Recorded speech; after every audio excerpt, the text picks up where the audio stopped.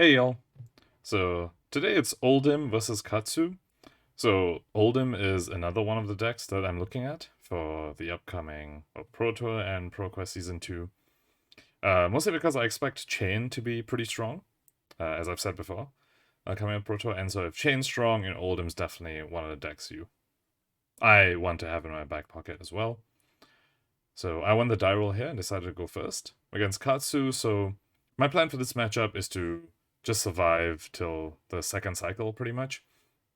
By the time my Katsu opponent would probably have run out of a bunch of threats, and I can start coming at them with a whole bunch of consistent hands.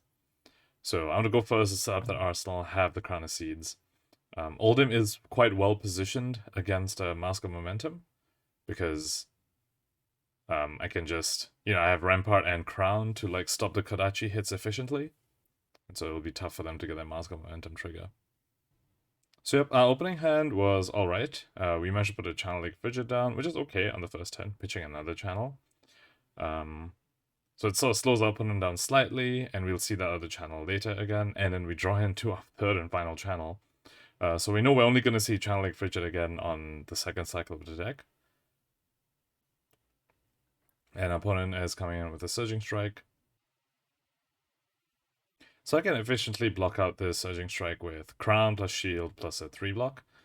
I think I made a mistake here pitching this Autumn's Touch. I should have pitched Cranial Crush instead, because what I'm crowning down to the bottom is Arouse the Ancients, and so what I want next to Arouse the Ancients is a higher attack card, like Cranial Crush, rather than Autumn's Touch. So if I pitch a Cranial Crush here, I know that when I end my turn here, my Cranial Crush will be next to my Arouse the Ancients, which is much better than having Autumn's Touch next to Arouse the Ancients. So a bit of a mistake there. Although on the other hand, the nice thing about playing Autumn's Touch is that I now have an Earth card and an Ice card at the bottom, like the Channel Lake Frigid I pitched on my turn and the Autumn's Touch. And so that means if I get there with like an Oak and Old in Arsenal, I will draw into an Ice and Earth card. So kind of there is a small benefit to the Ice and Earth card, having them together. But I do think since either Rouse the Ancients, which I know will be there, it's probably better to pitch the Cranial Crush. So we efficiently block it out, and our opponent just goes to Arsenal because the Channel Lake Frigid is really it messes Katsu up quite bad.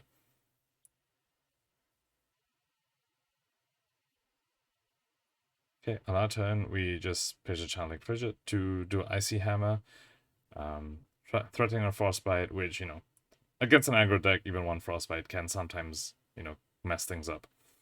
Although our pitch deck right now is not looking good. We have a channel, Rouse the Ancients, and Autumn's Touch, and another channel in the bottom 4 cards of the deck. So by the time we get there, our best hope is honestly, the only good thing I can say about it is that there's an Ice card with, there's 2 Channel Lake Frigids, there's an Ice card with an Channel Lake Frigid, so, I can at least, get a turn of Channel Lake Frigid when I get there.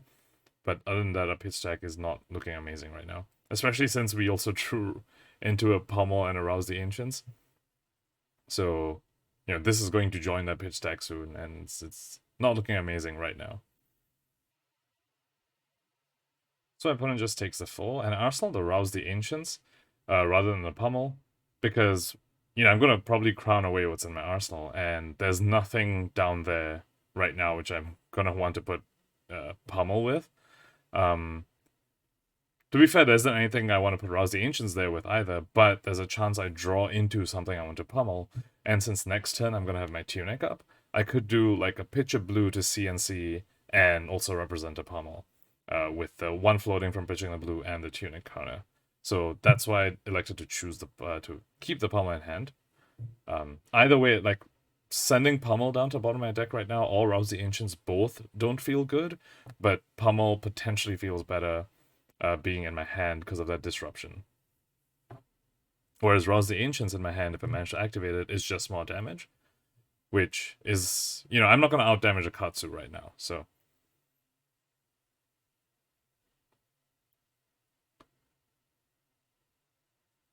Right, so they come in with a Kodachi, which I just take.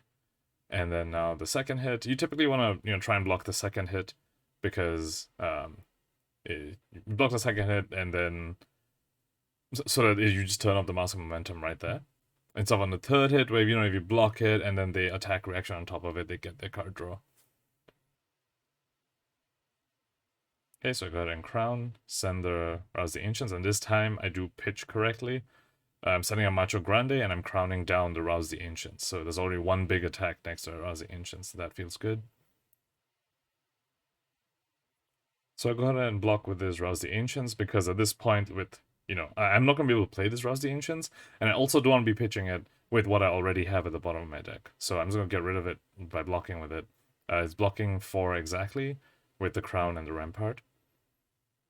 And my opponent comes in with an activated Rising Knee Thrust, because leg tap was the last thing on the combat chain. So I would like to take the 5 here, because in case my opponent follows up with, I think, Hurricane Kick. There's one kick that comes after this that goes back to the hand if it's not blocked, like if it hits. So just in case my opponent follows up with that, I'd like to take this and save my block for that. And if my opponent doesn't come in with that, I know they're going to come in with something, so I know I can just use my block there anyway. So yeah. Opponent pitches an Easter, and yeah, they do the Hurricane technique, which will go to the hand if I let it hit. So I'm glad I saved my block for this. So I go ahead and block like this, and I ask my opponent whether I can take it back, because this means I'm going to be arsenaling this pummel. Like, first, when I made that decision, I was like, I can arsenal the pummel and come back later with my tunic pummel. But then I realized it's highly likely that I'm just going to crown away what's in my arsenal, and I do not want to crown away my pummel based on what I know what's in the bottom of my deck, which is like a Macho Grande Rouse the Ancients. If I crown away this Cranial Crush, rather, then I can turn on that Rouse the Ancients when I draw it. So I like to change my block, and block 5 is still blocking it out, and sub 6, and then my opponent pops their Breaking Scales to give it +1, so that it'll get the on-hit trigger and deal me a damage. So honestly, I'm not too sad that my opponent managed to get this back in the hand and arsenal it, because it does mean they use their arms piece, and I do feel like I'm more scared of them using the arms piece to like get a draw off of like a Whelming Gust Wave or something, rather than getting this back to the hand. So on our turn, we just tunic and we go ahead and arsenal this Cranial Crush.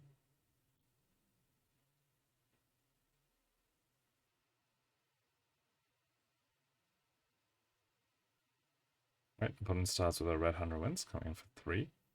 And I can just cleanly block this with one of my 3 blocks.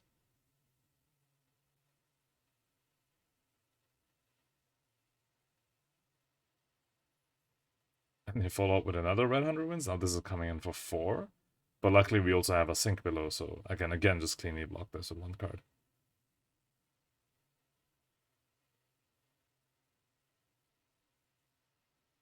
Do that, and I like not to sink. I want to try and keep this Icy Encounter to swing with an Icy Hammer on my turn.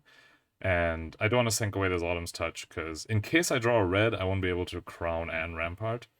So, and I do plan to, pitch this to Crown and Rampart, so yellow can do that efficiently. Also sends my Cranial Crush to the bottom, which I want there, next to a Macho Grande and the Rouse the Ancients.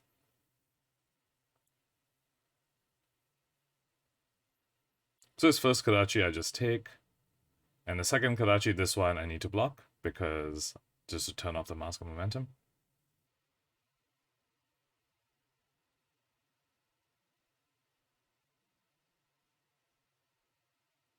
Yep, so I go ahead and pitch the Crown first. See what I draw. I draw a CNC. So we did draw a red, so I'm definitely very glad I did not sink away the Autumn's Touch. And I used the one floating to Rampart. And then, I still have the Crown one damage prevention floating.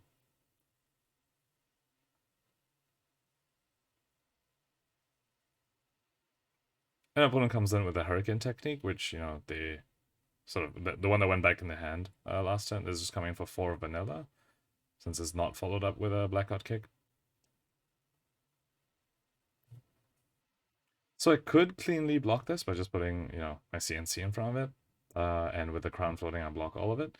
But there's no on-hit, so I decide I'd rather be able to arsenal a card. So on my turn, I can still pitch this ice card and swing with the hammer and arsenal the CNC. Which, since I have Tunic up, means I can, Tunic Crown it away. Or if I draw into a pummel, I can do the Pitcher Blue CNC pummel play. So yeah, I just take 3 there, and that allows me to swing back with 4 plus a Frostbite and Arsenal card. So that's a trade I'm willing to take.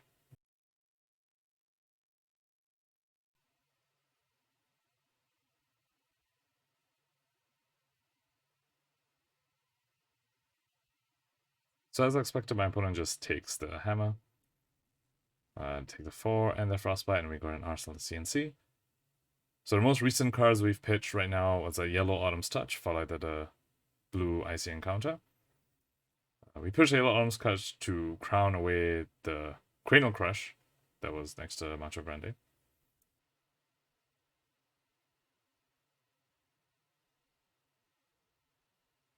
Okay, opponent pitches 2 for this leg tap because of the Frostbite. And we just go ahead and sink this because it's a clean block. And there's an argument to, not sinking and keeping this disable and just taking whatever hits my opponent throws at us after this and coming back with a disable.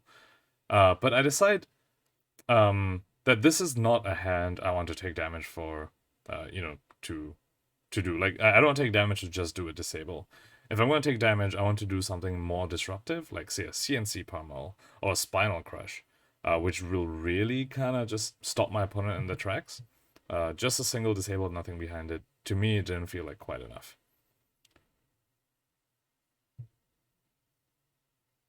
So then I do Tunic Crown to respond to my opponent's Ancestral Empowerment, so they, will not get this leg tap hit. Which is important because, if it hit, they could have done like a Katsu trigger and gotten something to follow up with this combo line.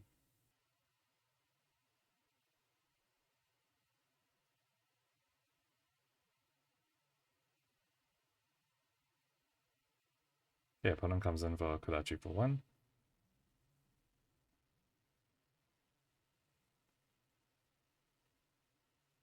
And we just go ahead and take it. And they Kodachi for 1 again. And now they aren't floating anything. So then I decide to Ice React them to get a last card in their hand on top of the deck. So they can't, pitch it to play the Arsenal card or something. It's also just a more efficient use of my hand over here.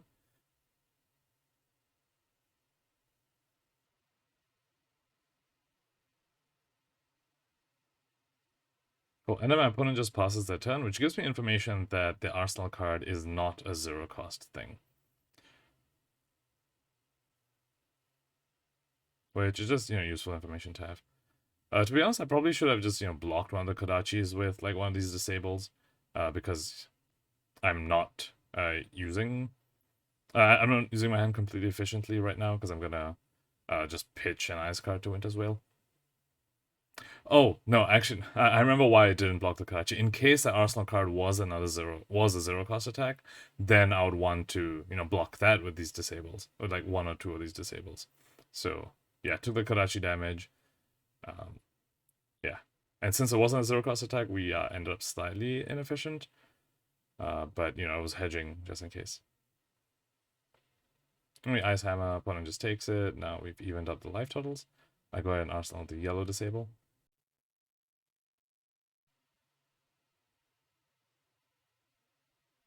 Ooh, okay, and then my opponent starts to exude confidence when we drew onto a staunch response. So, ooh, that isn't great to see. But there is a window before the exude confidence is, on the field and its effective, and its effect is active, where I can activate my Crown of Seeds. So I do that, as my opponent declares exude confidence, I'm gonna do my Crown of Seeds immediately.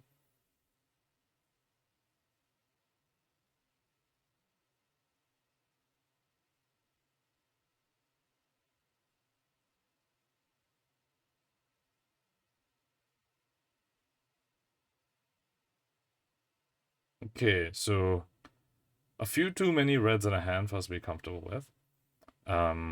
There's no way I'm fusing this Okanold anytime soon. So I actually just go ahead and block with it here. It'll also turn off the Exude Confidence's effect, so I can staunch respond something else on this chain. Also, just from our last few pitches, I did pitch an Ice card in the previous turn to swing the hammer, but haven't seen or pitched an Earth card in a while, so I do not want to risk, try and hold on to Zork and Old for that sort of yeah, does have just slight potential eventuality.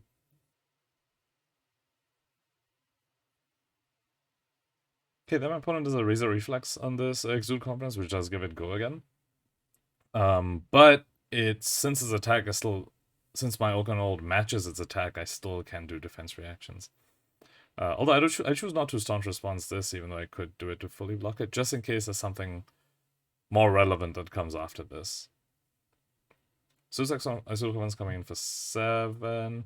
We are blocking 3, and we also have Crown floating. So we go ahead and take 3 there.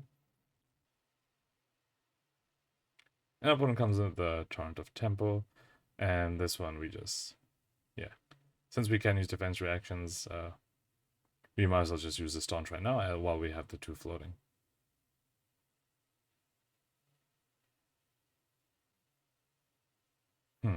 Okay, okay, that was a bit of a misrepresentation of the board state by me there, which led me... I thought I hadn't used the Crown floating for the Exude Conference, but I actually did. Accidentally gave myself an extra life. Yeah, just bad representation of board state by me there. Not cool. Spoiler alert, it didn't end up mattering, but still, you know, it's not a good thing. But yeah, but that's also why I did not block with a Rampart. Like, I pitched a blue just to Crown, but I did not use the Rampart because I will have 2 floating for the Staunch Response. So I actually end up not using a Staunch Response here. And actually, yeah, the reason for this is that on my turn, I want to play this Frostfang.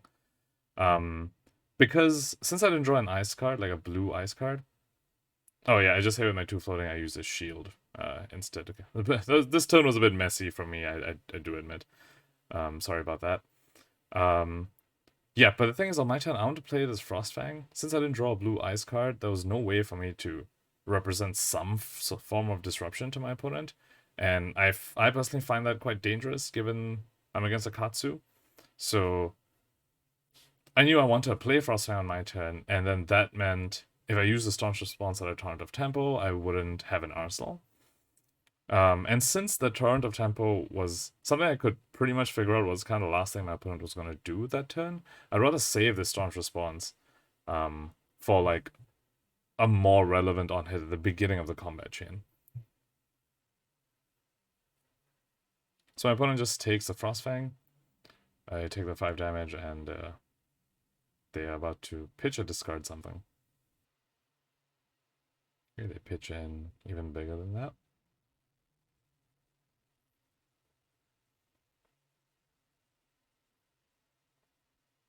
Okay, and we draw into... We have a natural fused Glacial Footsteps here. But again, at this point in the game, that is just damage. That's not going to be disrupting my opponent at all. So it's not something I'm going to look to take damage to, you know, try and do on my turn.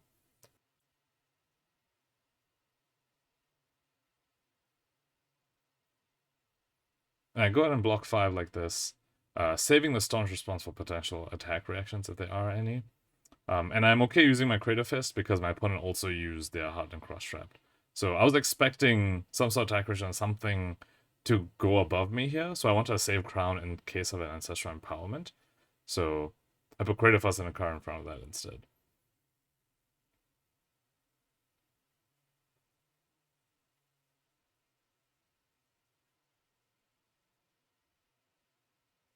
I took the first Kadachi, a second Kadachi, I'm just gonna put Rampart in front of it. Still haven't crown. I don't want the crown because I have a Staunch Response in there. And so I'm playing 2/4. And then my opponent does an E-Strike for 5, draw a card.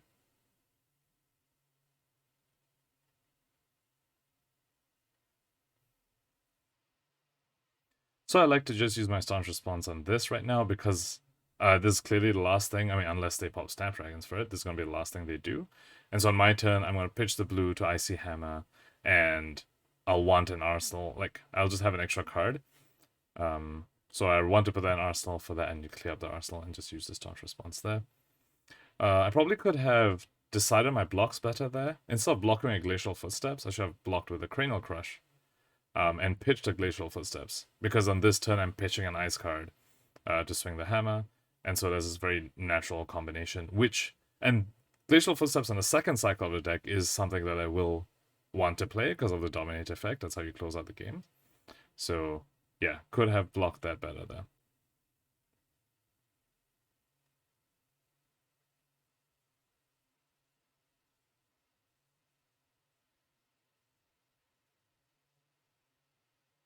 Okay, once again, quite a heavy red hand. 3 red's not something you want to see when you're guardian.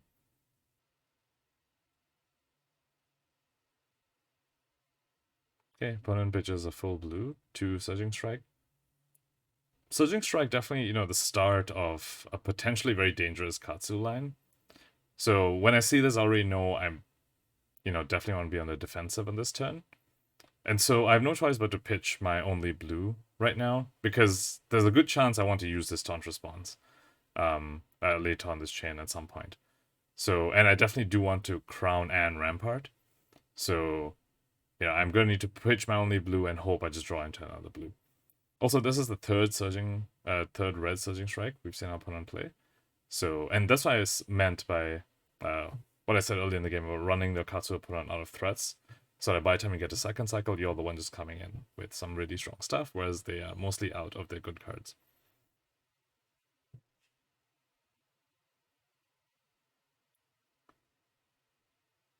Cool. So go ahead and pitch that to crown away the Autumn's Touch. And we draw in 2 Pulse of Eisenhower, which is actually a really, really good draw. It is another blue, plus it's a very good, defense reaction. Either on its own or when you use it to Oldhim's ability. Cool, then I use one of my floating to rampart and also put CNC around this. So including the crown, this blocks all 5, and I still have 1 floating plus tunic to stunt response. Anything that follows this if I need to.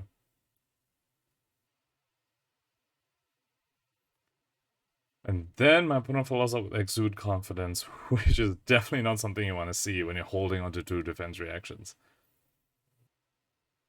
So naturally, my only option here is to block with his Frostfang. Of course, I could put in some armor in front of this as well, but I'm just hoping my opponent doesn't pump this up and allow me to, do my Oldhim defense reaction or, even play the stunt response. The thing is, this does not have go again, so, like, as of right now, so I do expect my opponent to do something. And if they, like, buff this up by pitching into it, then that's just a bit more damage, and that's okay. But if they, pop their Snapdragons or something to follow this up, then, and they don't pump it, I can still defense react because Frostfang's attack as of now is higher than the Exude Confidence. And they do, so they do the Snapdragon Scalers, which is an attack reaction, which means I have a window now to do a defense reaction, which I can do because Frostfang's attack is higher than Exude's right now. I asked my opponent whether they're passing priority to me for the defense reaction, like whether they're actually buffing up the Exude Confidence. And they say no, they pass priority. So I go ahead and do my Oldhim defense react, which, since it's ice and earth, causes my opponent to put that last card on top of their deck and prevents the next 2 damage. So I won't be taking any damage from this Exude Confidence, even though I'm only blocking 2 of the 4 because I'm preventing for the 2.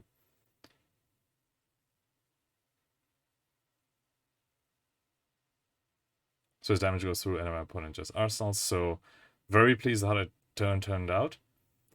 Basically just stopped my opponents in their tracks after they popped their Snapdragons. So looking at this, I'm feeling pretty good. There's 3 out of 4 of my opponent's equipment is already gone, and they've used all the 3 red surging strikes. So in terms of running my opponent out of threats, I'm feeling pretty good about this.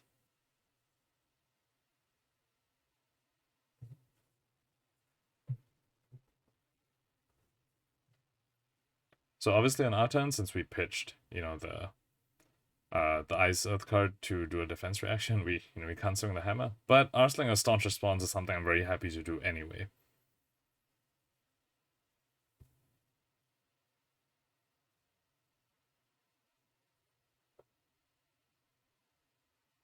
So opponent starts with Kodachi, as is the MO so far. The first Kodachi we don't block. And we try and prioritize blocking the second attack. So my opponent declares the attack with a Kodachi and then plays even bigger than that at instant speed. So that's good. So that means, when they create the Quicken token, it will not get popped from the Kodachi that they are swinging with. So they do their opt 2. and they reveal an E-Strike. Sorry, that's being cut off by my face there, but they revealed an E-Strike and got a Quicken token. So that's really good because E-Strike off of a Quicken token, it just feels amazing. You know, you pick draw a card, then basically you've just done a 0 for 5 go again, draw a card. So all I do is pitch to pay for Rampart. I do not crown because, you know, my crown's a staunch response, which is going to be better as a defensive card than, you know, crowning it away. My opponent Razor reflexes this. So it already had go again, but the thing is, the Razor reflex means that this could actually hit, which now means the third attack I need to block out to prevent my opponent getting the master trigger.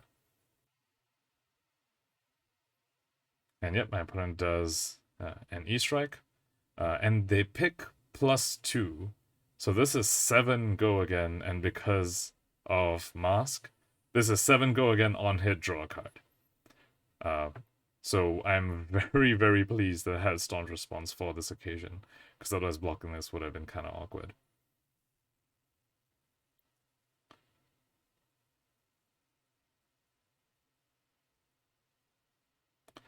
So I get to do a full clean block, but I do an additional defense reaction here. Since clearly on my turn, I'll just be pitching one card to hammer. I pitch my ice card to do the Oldhim's ice defense reaction. This means when I swing the hammer on my turn, it'll be without ice behind it. But the way I see it is that I'm sacrificing one, giving my opponent one frostbite, but what I'm gaining is that, you know, they lose an arsenal. So, you know, that's definitely a trade I'm willing to take. So on our turn, we just hammer for 4. And we finally get a block from our opponent. They block it for 3, and they go to their turn. And we get to Arsenal Pommel with Tunic up. So we are reaching the point where I'm going to be willing to take damage to, you know, swing tempo back in my favor. Because we are approaching the second cycle of the deck. We're approaching a point where our opponent's out of meaningful threats. And we have finally drawn, you know, a Spinal Crush. So second Kadachi is still something that, you know, I do want to block. Because just to prevent the mass trigger. You know, that can get out of hand very quickly if you just, you know, let them get a mass trigger. But on my turn, I want to pitch 2 blues to Spinal Crush and then use Tunic to pummel the Spinal Crush. So I actually can't block at all. I mean, I could block with a pummel, but I figure the second block on this equipment is worth, you know, is worth getting to Arsenal Pummel. And then my opponent follows up with a Snatch, but since they've already used their Snapdragons, they can't give this go again, so I just let them have the card draw. Because it's not like, I mean, they would have an Arsenal card anyway, this just gives them a bit of selection for it at the cost of 4 health. And like I said, I'm willing to take damage now at this point in the game. There we go, so I can go ahead and pitch for the Spinal Crush. Floating 1, and with 1 on Tunic, Pummel and Arsenal, Pummel in hand. So, feeling pretty good here.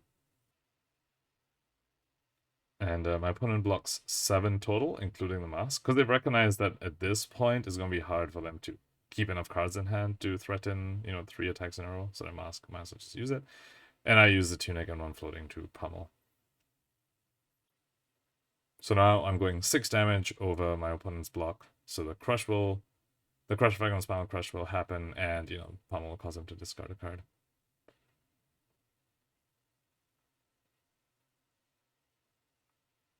We get to Arsenal and another pummel. This time we won't have a Tunic, but we will, you know, have a full 4 cards. Okay, and we drop and we see, you know, another one of Spinal Crushes. Though this time, the only way to pummel the Spinal Crush is if we end without an Arsenal. Not quite something I want to do yet. So instead what I do is just start with a Winter's Bite. Still gets a card out of my opponent's hand, and then I can still Spinal Crush them afterwards, keeping the pummel in my arsenal. And my opponent pitches Snatch for this. And we go ahead and Spinal Crush. This time we're definitely not representing a pummel behind it, but they're already down to 3 cards from the Winter's Bite.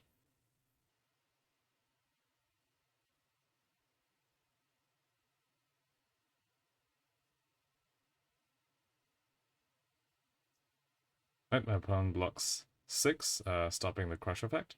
But you know, they only have one card left in hand, one card in arsenal, so yeah.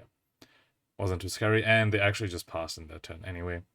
So we draw back up, and tempo is firmly on our side right now. Okay, on our turn, I just go ahead and pitch for this disable, floating 1. So if need be, I can pitch the sink below and play my Pommel from arsenal. I do think I make a mistake here. I should have over-pitched. I should have pitched the sink regardless. So, you know, pitch the sink first and then pitch the 2 blues, so I'm floating 2. Because if my opponent, say, throws a whole hand in front of this, then I don't want to pummel them, and I'm just holding on to the sink for nothing. But if, say, they don't throw too many cards in front of this, then I will want to pummel them anyway. So, you know, so then I'll end up pitching the sink anyway. So I should have just pitched the sink, but my opponent blocks. Blocks to prevent the crush until I do the pummel, in which case they lose the arsenal and the card in hand and take some damage. Yep, so in this case we are going into our next turn without an arsenal, but we will have Tunic up, so I'm feeling a little more okay about that.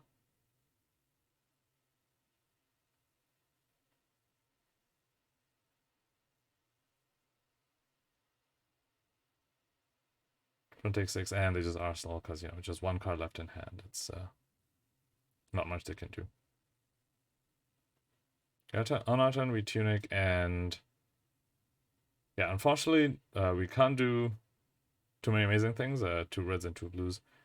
It would have been nice to be able to like tear asunder and swing hammer, or, you know, fuse glacial footsteps. But unfortunately, the way we drew, the best thing we can do is just command and conquer. So I just pitched that to CNC. Although the nice thing is, since we pummeled opponent twice so far, they now have to be scared of a pummel when they see the CNC. The other nice thing is that, yeah, you know, with a full 4-card hand, we didn't come with as strong a turn as we've been having the past few turns. But to balance that out, we will be able to arsenal this staunch response. So, you know, less aggressive, but also allows us to be more defensive on our opponent's turn. So we should be able to maintain the tempo that we've gotten.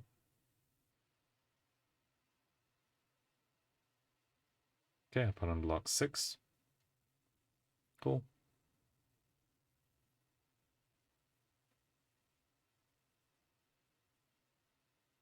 And we go ahead and draw 2 Orcanals. That's where they've been hiding. I was wondering where they were the entire game. We only saw one, which we blocked with, and then the others, along with the Spinal Crushers, were just hiding from us.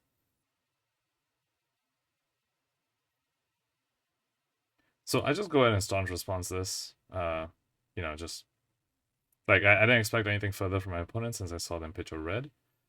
So I was like, let's just go ahead and get this out of my arsenal so that on my turn I can arsenal one of my Orcanals. I'm gonna send one of them coming in unfused, and this is a 7 just 7 vanilla damage, which is still relevant when our opponent's at 4, and a lot of the cards block for 2. I get to arsenal this other Orcanal because I know I'm coming back to my pitch cycle, my pitch stack, and I remember that I had, you know, pitched an Ice and an Earth card very early on, to channel an Autumn's Touch. So, hoping to see that soon, and I can, you know, fuse this Orcanal in my arsenal to just end the game.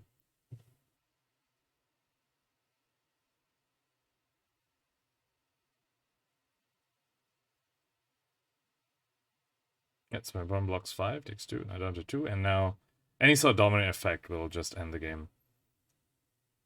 And here we go. We do draw that channel Autumn's Touch that we pitched, you know, at the beginning of the game. So I just need to hold on to this Rouse the Ancients to pay for the Orcanold and the 2 fuse cards, and the game will be done. So I'm looking to, you know, I can block with a Spinal Crush, but aside from that, unless my opponent threatens lethal, I will not be blocking. Opponent comes in with a yellow Surging Strike at this point. We should still block this just because don't let them get the Katsu trigger for free. So I use Tunic to activate my Rampart, and then I put the Spinal Crush in front of it, and this blocks for 4. And then they had the natural Whelming Gust Wave to follow this up. So this is coming in for 2 with an on-hit draw card. And given that, you know, even if I take this 2 and I let them have the card draw, I'll still be at 10. I decide I'm just going to take it and risk giving them a card. It's unlikely that, you know, whatever they draw will be able to kill me at this point, and I have the winning line in my hand right now. And as is expected, you know, it wasn't something too great, so they just went ahead and arsenal it.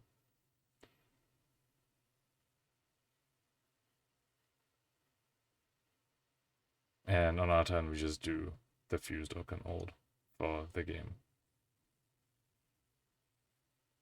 So yeah, that was a game. Definitely some, you know, pitch stacking errors on our part, which we could have cleaned up. But other than that, felt quite smooth. The Rampart plus Crown definitely helps a lot against Katsu. It's what makes it very awkward for other heroes when against Katsu, because that, you know, this 1 damage pings can be annoying. But since Oldhim can block it out very effectively, the Mask of Momentum doesn't threaten too much. So yeah, thank you for watching and hope you enjoyed it.